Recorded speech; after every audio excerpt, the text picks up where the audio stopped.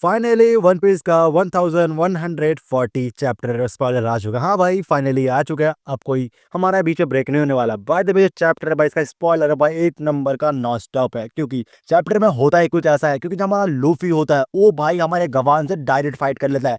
मतलब वो भाई यहाँ पर गियर 5 का इस्तेमाल करता है, क्योंकि जो हमारा गवान होता है वो लूफी में भर देता है। मतलब हाँ भाई, लिटरली लूफी यहाँ पिट रहा होता है, वन साइड फाइट होने वाला होता है, तभी हमारे बीच में एंट्री होती है किसकी भाई, तुम सोच नहीं सकते किस बंदे की एंट्री होती है। और साथ ही जो हमारा सैंग का भाई है, सैम रॉक, उसका भी कुछ अलग ही खिचड़ी पकड़ा भाई। मतलब हमें लगता था वो कुछ करेगा नहीं, लेकिन भाई वो यहाँ पर कुछ करने वाला है। और साथ ही कुछ नए बंदे भी इस चैप्टर में आए हैं, हमें बताया गया। स्पॉइलर में बिना टाइम ना वेस्ट करते हैं, स्पॉइलर की तरफ बढ़ते हैं। और भाई देखो जो चैप्टर है, चैप्टर का नाम है स्कूपर गवान। मतलब हाँ, ये जो चैप्टर है पूरा हमारे स्कूपर गवान के ऊपर डेडिकेटेड है। मतलब पूरी स्टोरी लाइन उसके आसपास ही घूमती है। बात करें कवर स्टोरी की, जहाँ पर कवर स्टोरी में हमें दिखाया जाता है कि जो हमारा वूज होता है वो अपने टीममेट्स के ऊपर अटैक करता है। मतलब कैनिव जो उल्टी होता है उन दोनों के ऊपर ही अटैक कर देता है।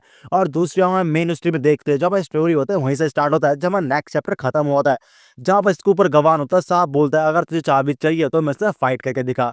और जो लूफी होता है वो भी बंदा भाई पीछे नहीं हटता, वो डायरेक्ट फाइट करने के लिए रेडी हो जाता है। और हम देखते तुम्हारे इसके ऊपर गवान होता है, उसके ऊपर भारी पड़ रहा होता है, उस पर 2-3 बरसा देता है। और जिस कारण जो हमारा लूफी होता है वो भी बिल्कुल ही फाइट को होल्ड बैक नहीं करता और हमारा गियर 5 को एक्टिवेट कर देता है। और साइड की ओर से जो हमारा स्कूपर गवान होता है वो इस चीज को भी मतलब आराम से हैंडल कर ले रहा होता है। मतलब वो कितना ज्यादा पावरफुल है कि हमारा लूफी के गियर 5 को आराम से हैंडल कर रहा होता है। मतलब ये देखने के बाद तभी जो हमारा जोरो होता है वो समझ जाता है कहीं ना कहीं लूफी यहाँ पर भाई कमजोर पड़ रहा है, तो वो भी अपना तलवार निकालता है, फाइट में इन्वॉल्व हो जाता है। और ये देखना इसके ऊपर गवान होता है वो तभी रुक जाता है, क्योंकि उसे यहाँ पर कुछ महसूस होता है, वो एक हाकी महसूस करता है इस जगह पे, जिस कारण वो फाइट में रुक जाता है और चाबी दे देता है, कहता है ले लो चाबी तुम्हें जो चाहिए। और ये देख के हमें बहुत ज्यादा अजीब लगता है, लेकिन हाँ यहाँ पर यही हुआ है, क्योंकि जो हमारा स्कूपर गवान है वो किसी चीज को उसने महसूस करा है, तो मैं तुम्हें आगे बताऊंगा। और साथ ही दूसरे में सैम रॉक का दिखाया जाता है, जो हमारे गन को से कहता है कि तुम 2 नाइट्स को और बुलाओ, जिस कारण जो हमारे गन को होती है उस जगह पे वो वापिस उस टेलीपोर्ट पोर्टल का इस्तेमाल करती है, और जिसमें से 2 बंदे आते हैं जो गॉड नाइट्स होते हैं। जो पहला बंदा होता है वो कोई और नहीं, जिसका नाम होता है सैंड सैमरॉक। ये बंदा तुम्हें जल के अजीब सा लग रहा होगा, लेकिन ये जो बंदा है ये बंदा उन 5 एल्डर में से आता है। मतलब जो बंदे हैं उस टीम में उसमें से आता है, तुमने पहले भी देखा होगा। और साथ ही जो दूसरा नाइट्स होता है उसका नाम है सैंड गिलिंगम। इसका तो तुमने भी सुना होगा, क्योंकि जो सर नेम है वो फेमस है, क्योंकि ये एल्डर से बिलोंग करते हैं। जो दोनों बंदे हैं ना कहीं इन भी भाई बहुत ज्यादा पोटेंशियल पावर रखते हैं, जो मैं तुम्हें आगे जाके बताऊंगा तुम बिल्कुल ही शॉक हो जाओगे। क्योंकि जो दूसरा बंदा आया है कोई मामूली बंदा नहीं है, उसके पास भाई एक डेविल फ्रूट है, जो भाई बिल्कुल ही मिथक रेयर फ्रूट में माना जाता है, जिसका नाम है कैरिन। हाँ भाई कैरिन, ये जापानीज वर्ड में कुछ होता है कैरिन टाइप का। और साथ की जो फ्रूट का भाई इसका पावर बहुत हाई लेवल पे है। मे भी अगर इसका तुम चाहो तो इसका मैं डेडिकेट वीडियो लेके आ जाऊंगा इस फ्रूट के बारे में पूरी जानकारी लेके।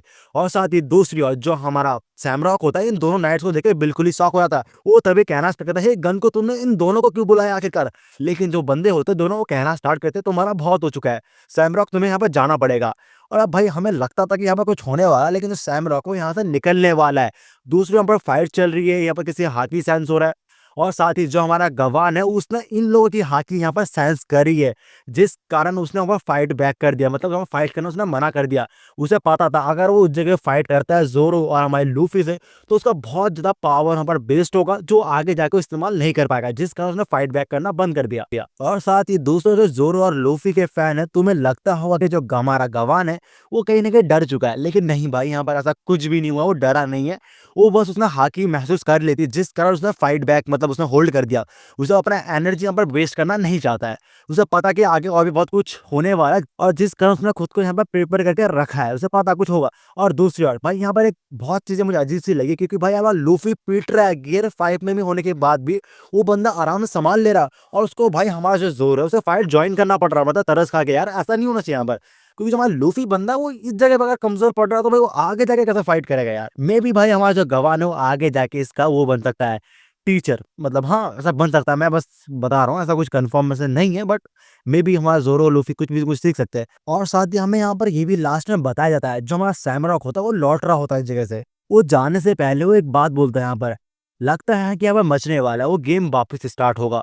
और बाय द वे कौन सी गेम की बात कर रहे हैं तो हम अंदाजा लगा सकते हैं इसके बातों से। मे बी वो गॉड्स गेम का 2 पार्ट लाने वाले हैं, मतलब जहाँ पर बहुत सारे लोग भाई मरने वाले हैं, जितना मारेगा उतना पॉइंट ऐसा कुछ और गेम की तरह हो सकता है। मे बी भाई कंफर्मेशन नहीं है कि कौन से गेम की बात कर रहे हैं, बट मैं तुक्का मार रहा हूँ भाई, मैं अंदाजा मार रहा हूँ यहाँ पर। बट भाई अगर वो हो गया तो सीरियसली भाई यहाँ पर भाई एलवाफ के अंदर बिल्कुल धूम मच जाएगा, कितने जाइंट्स मरेंगे कुछ भी नहीं पता। और साथ ही अगर ये स्पॉइलर तुम्हें अच्छा लगे तो प्लीज लाइक एंड सब्सक्राइब कर देना। इसका नेक्स्ट स्पॉइलर मैं जल्दी से लाने की कोशिश करूंगा। By the way please subscribe करो। By the way sayonara.